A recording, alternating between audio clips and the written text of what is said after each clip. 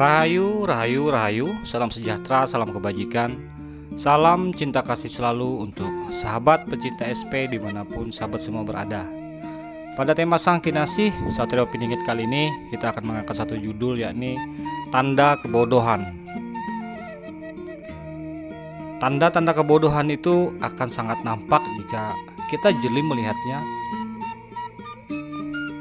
kepada diri kita sendiri, jangan kepada orang lain. Karena jika kita melihat kejelekan di orang lain, melihat kebodohan di orang lain, tentunya kita nantinya akan terlena dan sudah pasti selalu mencari kesalahan orang lain, lupa mencari kesalahan pada diri sendiri. Sosok Sang Kinasih Satrio Piningit, manusia pilihan, manusia yang diutus di akhir zaman untuk memperbaiki tatanan bumi pertiwi ini dari segala kerusakan, termasuk kerusakan budi pekerti itu sendiri. Hampir tidak semua orang mampu memperbaiki keadaan bumi pertiwi kita, terlebih lagi jika mengandalkan cuma satu orang. Karena di mana ada yang hak, pasti di sana akan ada yang batil. Dan jika yang hak lebih mendominasi, maka kebatilan pun akan sirna. Namun jika yang batil yang selalu mendominasi, yang terjadi adalah kemakmuran, perdamaian, kesejahteraan, bahkan era keemasan pun akan mustahil akan kita raih bersama. Di dalam perjuangan meraih kejayaan untuk bumi Nusantara, tentunya bukan perkara mudah yang dilakukan oleh setiap kita putra-putri Nusantara.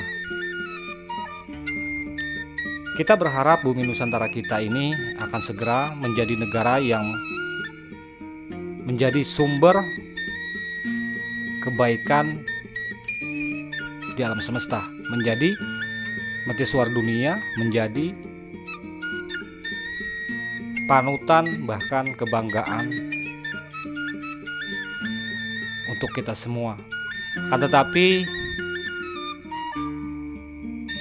di mana orang-orang masih cenderung pada kebodohan-kebodohan, tentunya mustahil bumi pertiwi kita ataupun bangsa kita ini dapat bersaing dengan bangsa-bangsa yang telah maju, bangsa-bangsa yang telah lebih dulu jaya daripada kita.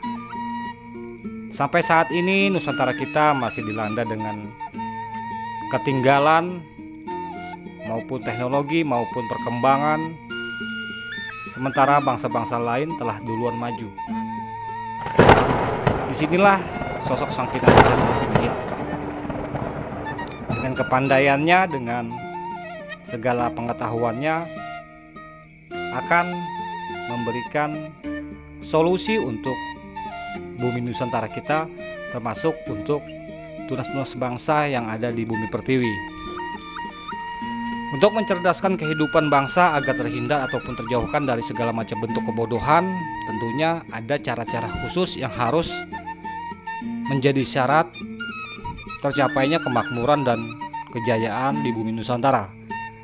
Putra-putri Nusantara semuanya harus bersatu dan harus menjalani persyaratan tersebut. Persyaratan tersebut adalah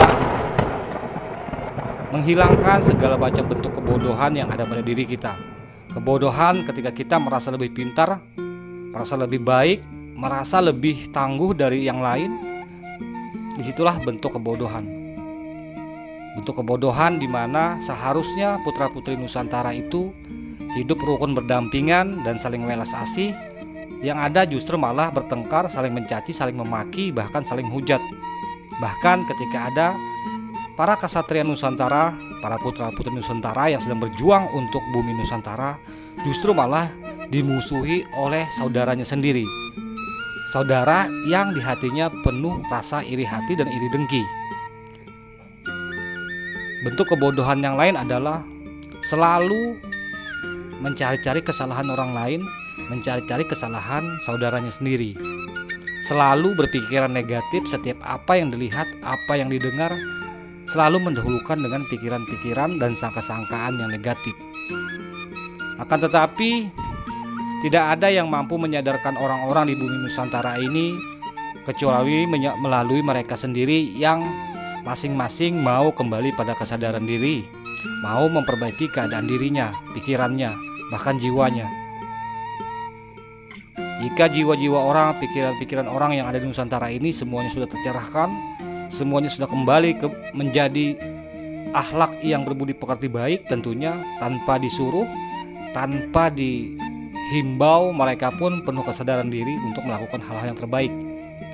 Akan tetapi sahabatku semua, untuk melihat kebodohan itu hendaknya janganlah melihat kebodohan itu ada pada orang lain, tapi pada diri kita sendiri. Setiap putra-putri Nusantara sehendaknya harus melihat ke diri masing-masing agar kita bisa mengoreksi bahwa bumi Nusantara ini perlu orang-orang pandai, orang-orang cerdas, bukan orang-orang bodoh.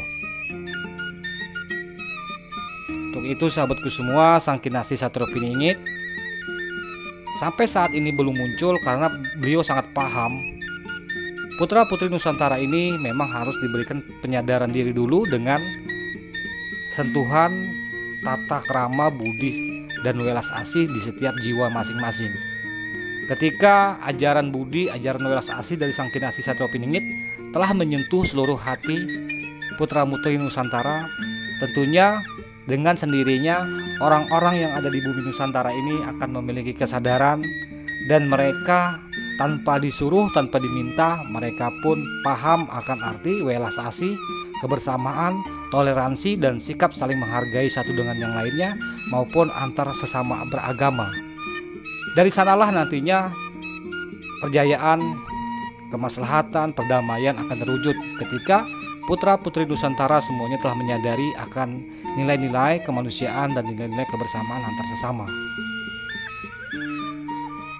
Untuk sahabatku semua yang bisa berkenan menambahkan tentang cerita singkat sosok Sang Kinasih Satrio Piningit ini mengenai tentang soal kebodohan, tanda-tanda kebodohan, bisa bantu tuliskan di kolom komentar.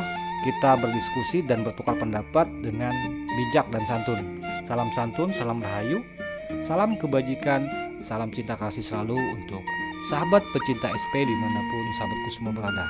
Rahayu, rahayu, rahayu, Sagung Dumadi.